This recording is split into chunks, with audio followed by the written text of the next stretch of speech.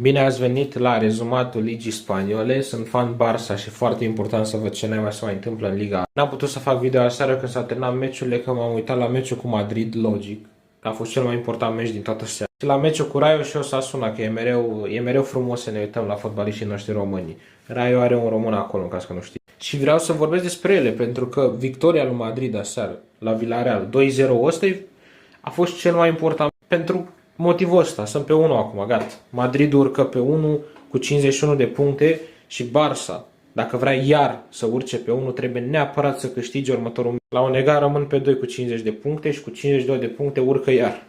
Diferența asta de câteva puncte e nasoală și mereu te ține așa o nefericire pentru fanii Barça ca mine. Următorul meci e cu Oviedo. E astăzi la 5, cam foarte devreme, nu știu dacă apuc să-l văd pe tot. O să-l pun în background acolo, nu știu dacă apuc. Poate n-apuc prima repriză, dar măcar este un meci accesibil pentru Barça. Nu este o echipă puternică, Oviedo, dar mereu pot fi surprize, nu știi niciodată. Cum Real Madrid a fost surprins în Copa del Rey, cum Barça a fost surprins de Sociedad, ne-au nenorocit, ne-au bătut, au jucat mult mai bine, aia încerc să fiu obiectiv, nu vreau să fiu fan de la nesimțit de ține cu Barça și orice altă echipă e de 2 bani, Barça e cea mai bună și când pierde a fost, nu știu, a fost arbitri, urăsc oamenii de genul, nu-i suport.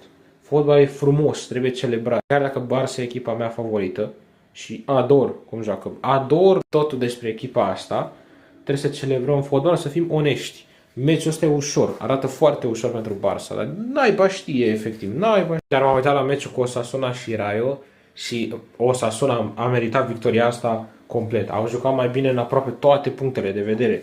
I-au bătut 3-1, toate punctele de vedere. Am mai văzut câteva set pieces, am mai văzut câteva cornere. Nu prea i-au avantajat cornerele alea. Sunt anumite echipe care dacă prind corner e periculos rău de tot. Nu prea am văzut și de la Rayo, nici de la Osasuna asta. Dar mă așteptam la mai multe de la Rayo.